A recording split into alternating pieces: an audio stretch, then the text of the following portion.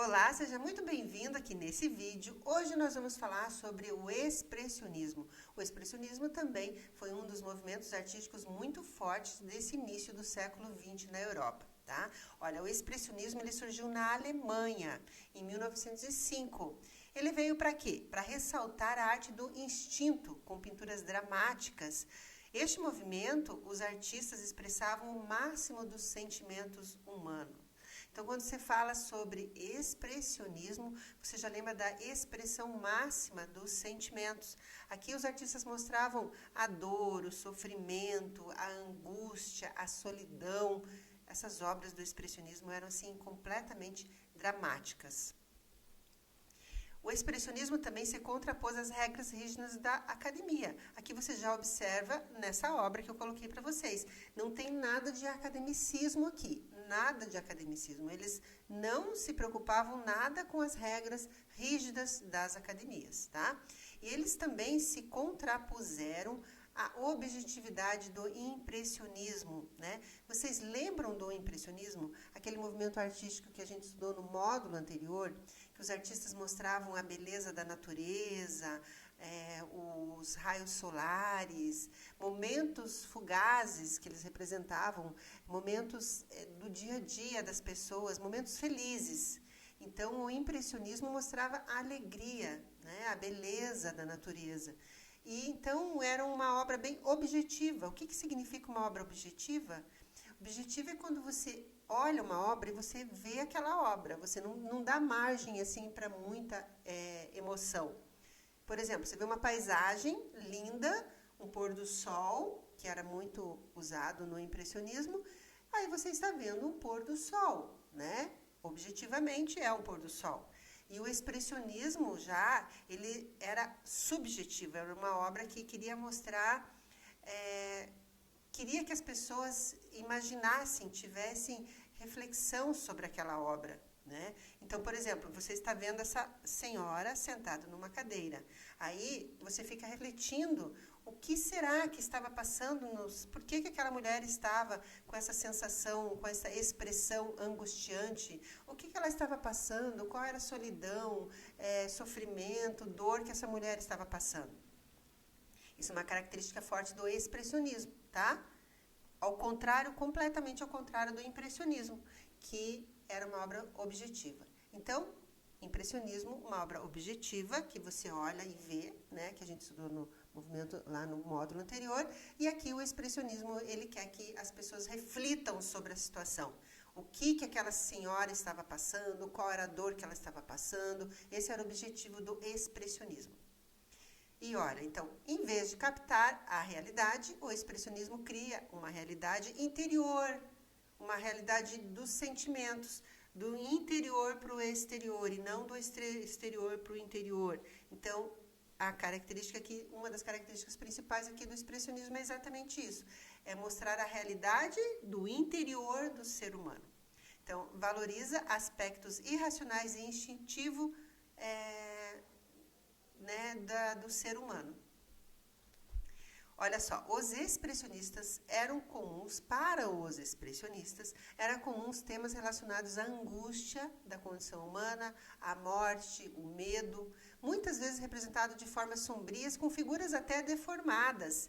Então, o importante era mostrar aquela sensação, mesmo que fosse preciso deformar as imagens, né? Então, nós vamos ver aqui algumas imagens que eu vou mostrar para vocês, vocês vão ver. Eles deformavam a imagem de forma que passasse realmente aquela sensação de angústia e desespero, né? Aqui o importante não era mostrar a realidade, figuras certinhas, era mostrar o sentimento. O sentimento era muito mais forte aqui para eles, tá? O expressionismo surge na tentativa da arte de representar um mundo em constante transformação. Olha a imagem toda deformada aqui, né? As mudanças provocadas pela automação industrial em grande escala, pelo crescimento acelerado das grandes metrópoles e o surgimento de novas tecnologias transformavam a maneira do ser humano. Então, olha só que diferente, ao contrário completamente do futurismo que a gente estudou no módulo anterior. No futurismo, os artistas ficaram entusiasmados com toda aquela mudança, ficaram extasiados com aquela mudança, eles ficaram muito felizes, entusiasmados, eles queriam saber o que um homem era capaz de fazer. E aqui, os expressionistas viram essa mesma situação do lado completamente contrário. Não é maravilhoso isso? Olha como o ser humano é, né? O ser humano tem a sua visão, ele vê da forma que ele quer. A mesma situação, a evolução da tecnologia, carros, indústrias, para os futuristas era maravilhosamente perfeito, era tudo de bom.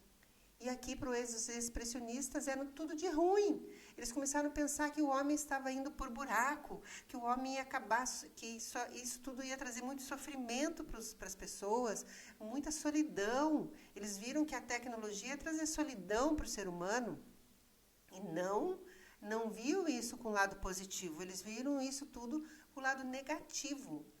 Então, essa revolução industrial, máquinas, tal, trouxe para os expressionistas uma angústia muito grande, uma solidão muito grande. Interessante, né? Muito interessante, faz a gente refletir. Por isso que eu sempre falo que a arte mostra a realidade do ser humano. O homem mostra na sua arte o momento em que está vivendo, da sua visão mais emocional, sentimental. Então, os expressionistas ficaram desesperados com toda essa mudança. Eles não estavam conseguindo ligar as coisas, né? Eles ficaram com medo de tudo isso. Então, olha, de modo geral, os expressionistas tentaram captar o drama da existência, da tentativa do homem de dominar a realidade, mas sendo arrastado por ela. Então, o homem estava tentando dominar o mundo, mas ao mesmo tempo estava sendo arrastado por ele. É muito reflexivo tudo isso, né? Então, aí veio a Primeira Grande Guerra Mundial. Aí acabou para os expressionistas, né? Então, a Primeira Grande Guerra Mundial, que foi de 1914 a 1918, também influenciou profundamente os artistas expressionistas. Aí, né, geral, dor, sofrimento, morte, essa deteriorização moral, né? Como assim o homem se matava? Então, eu fico imaginando assim, o sofrimento dos expressionistas. Realmente, eles devem ter sofrido muito com essa situação. E aí veio o pós-guerra, né? No pós-guerra, então, olha, no momento pós-guerra da Alemanha, o país, né, onde o expressionismo nasceu, depois da guerra, que a Alemanha perdeu a guerra, os expressionistas, toda a população se sentiu derrotado numa miséria total, né? O país se sentia derrotado, a moeda nacional não tinha mais valor, os alemães sentiam-se humilhados, né, e envergonhados. Todos esses fatos e sentimentos eram representados nas telas dos expressionistas. Importante acrescentar também que o expressionismo sofreu uma grande repressão do governo nazista. Isso aqui é bem importante, porque os expressionistas eram contra a guerra, eles eram contra o governo nazista, eles eram contra toda essa morte, esse sofrimento. E eles representavam isso na arte.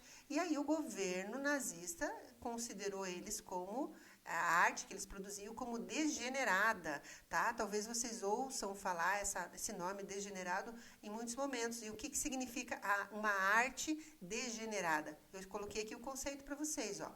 Conceito criado pelo regime nazista para estigmatizar qualquer tendência artística que não se alinhasse com a visão do governo, né?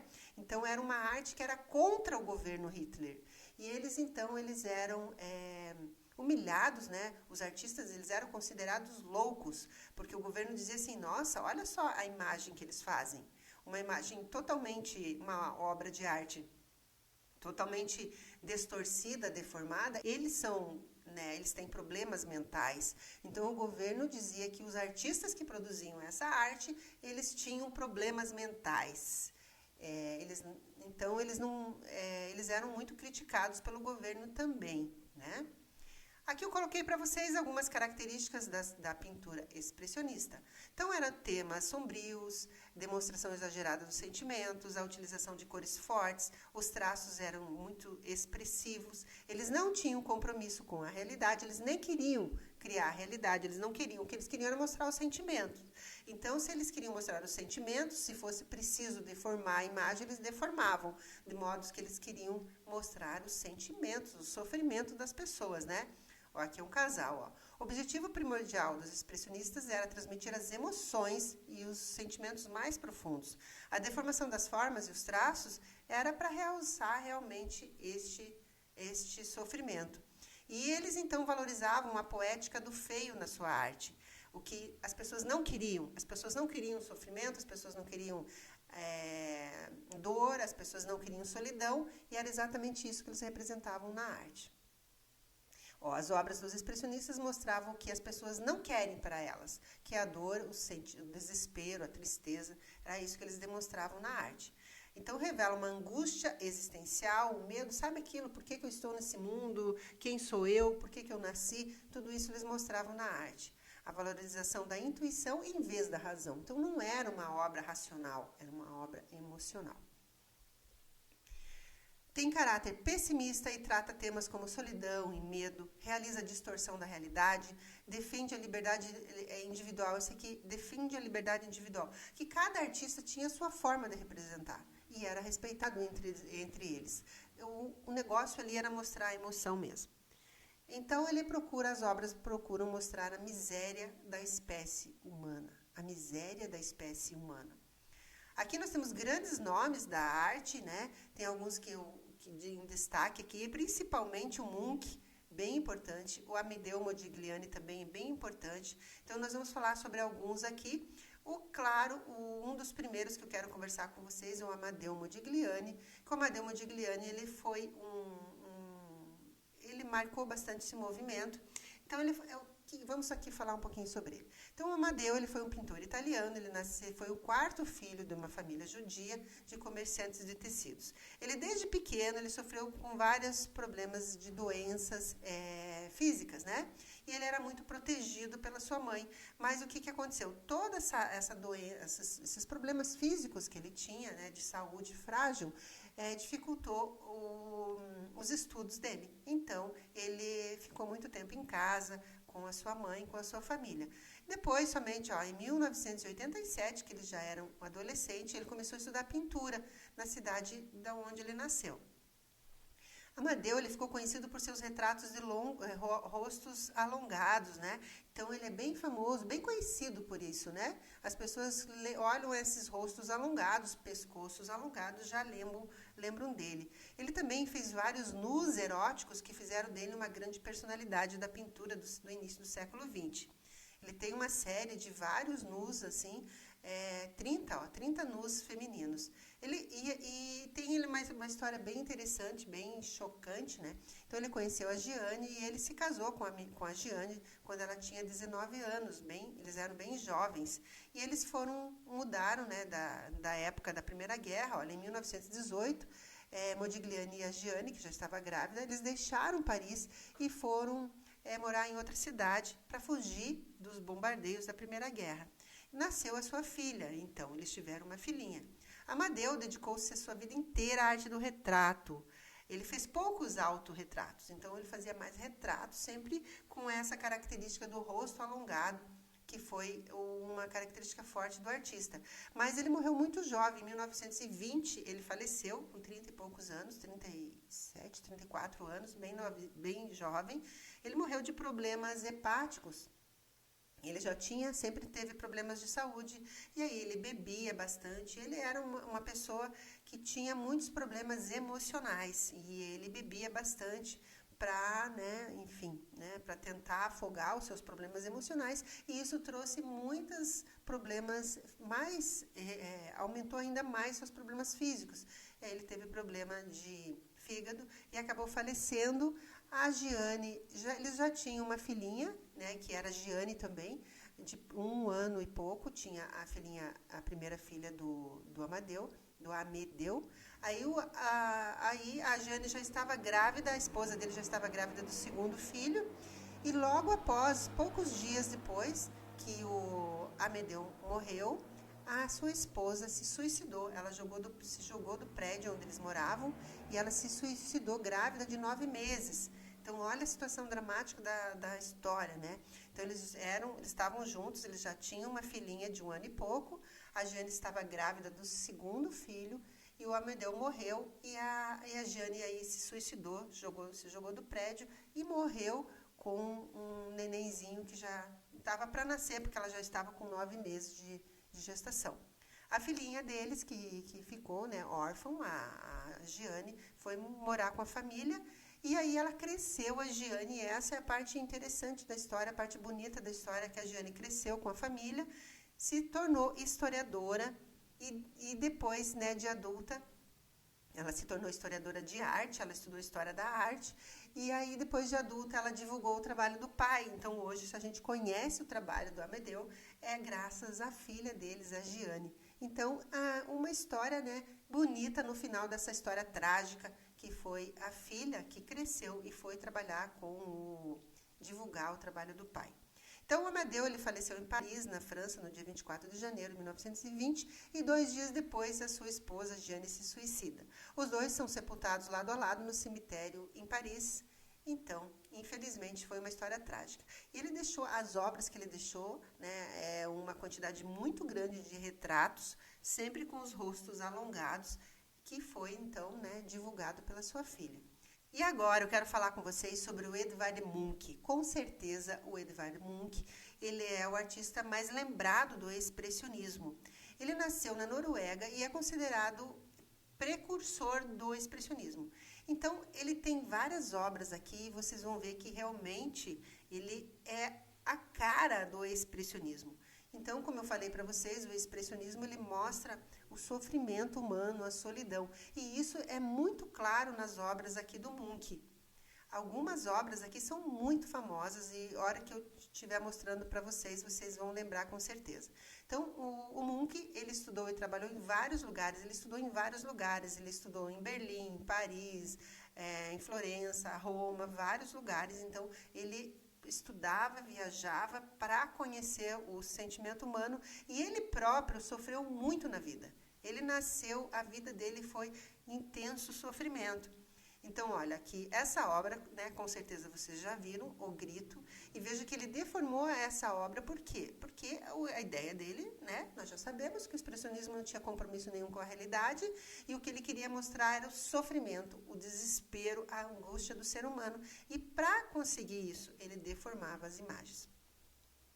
Olha só, foi em Berlim, no ano de 1893, que ele criou a sua obra mais famosa, que foi O Grito. A pintura O Grito, sua obra mais famosa, traz a angústia existencial estampada no rosto aqui do seu personagem, né?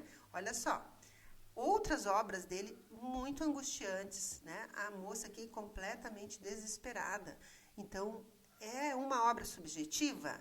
E aí vocês podem me responder. Sim, é uma obra subjetiva, completamente, porque você olha essa obra e você fica pensando, por que essa moça está desesperada? Quem era esse homem? O que aconteceu para essa mulher estar nessa situação?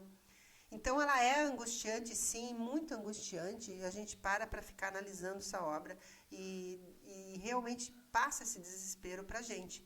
Então, a dor, a solidão, a angústia fizeram parte das temáticas dele em toda a sua vida. Ele faleceu com 80 anos e era um artista realizado porque ele conseguiu realmente o seu objetivo na vida, que era transmitir esse desespero nas suas obras. A vida de Munch foi tomada de muitos fatos tristes, morte e desespero. A sua mãe morreu quando ele tinha 5 anos de idade. Aí quem ficou cuidando dele foi a irmã mais velha. E essa irmã faleceu quando tinha 15. Então, a irmã dele, que cuidava dele depois que a mãe morreu, ela também morreu quando ela tinha 15 anos, então era uma adolescente. O próprio artista estava constantemente doente, em muitos casos dramáticos da sua vida. Motivos pessoais para o tema realmente não faltaram. Então, ele representava isso tudo nas suas obras. Olha essa obra aqui, que dramática, né? É possível observar na tela os traços distorcidos e agressivos, com cores fortes e irreais, que era uma maneira dele expressar os sentimentos. Então, olha essa obra aqui, A Morte na Enfermaria.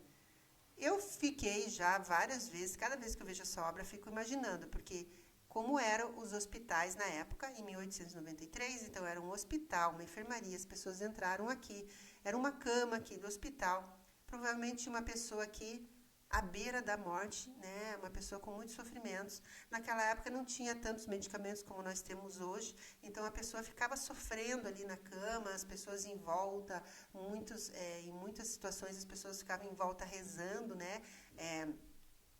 Esperando realmente a pessoa falecer. Então eu imagino que era uma situação muito agoniante, né? Aquela pessoa na cama com aquele sofrimento, não tinha aqueles medicamentos todos que a gente tem hoje para aliviar a dor das pessoas. As pessoas ficavam sofrendo ali no seu leito até a hora de falecer. E os familiares, os amigos ficavam em volta ali, né? Com a pessoa. Então, aqui, olha, por exemplo, tem uma pessoa sofrendo aqui na cadeira. Todo mundo está sofrendo em volta. E a pessoa que está doente está aqui na cama, esperando o momento da pessoa passar dessa para uma outra vida. Então, é muito triste, né? Na verdade, né? Eu até vou passar para frente, porque é uma situação que você começa a imaginar toda essa situação, muito triste. Aqui, olha, ele fez um autorretrato dele. Vocês devem lembrar, se vocês não lembram, mas eu vou lembrar vocês, que em 1918 o mundo viveu uma grande pandemia, né? Nós vivemos aqui recentemente a nossa pandemia aqui no Brasil e no mundo todo, né? A pandemia do coronavírus. Mas aqui em 1918 também o mundo viveu uma pandemia, que foi a gripe espanhola. Essa pandemia vitimou, olha aqui, ó, entre 50 a 100 milhões de pessoas no mundo. Eles não têm exatamente o valor exato como nós temos agora, né, do coronavírus. Naquela época não tinha assim esse controle exato como nós temos hoje, mas eles falaram, tem aqui na história, que faleceu entre 50 a 100 milhões de pessoas no mundo inteiro da gripe espanhola. E o próprio artista, ele teve a gripe espanhola, e ele se retratou nessa obra, né, quando ele estava se recuperando da gripe espanhola. É muito legal isso, né? Então, a arte é a vida real. Então, o artista, ele teve a gripe espanhola e ele se retratou quando ele estava aqui. Olha, veja ele sentado numa cadeira, todo ali, né, encolhidinho, com uma manta, quando ele estava se recuperando da gripe. Bem interessante. Olha uma outra obra dramática aqui, né?